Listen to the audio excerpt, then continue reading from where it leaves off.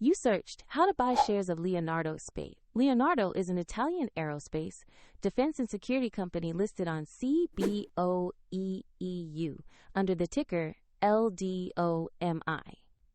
This video is for educational purposes only and is not financial advice. To buy shares, you need a broker, and we will use eToro as an example to show the process.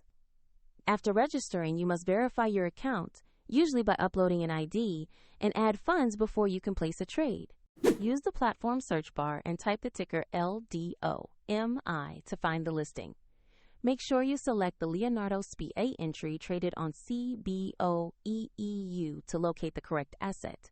On the asset page, review the basic company information and the price chart. Confirm the market shows CBOE EU and the ticker reads LDO.MI, so you have the right stock. To invest, click Trade or Buy, enter the amount you want to invest, review the order details, and confirm the purchase.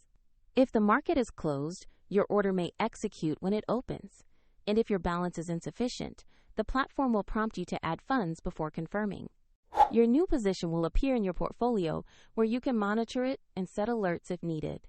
Check the video description for a link to eToro if you want to explore the platform further.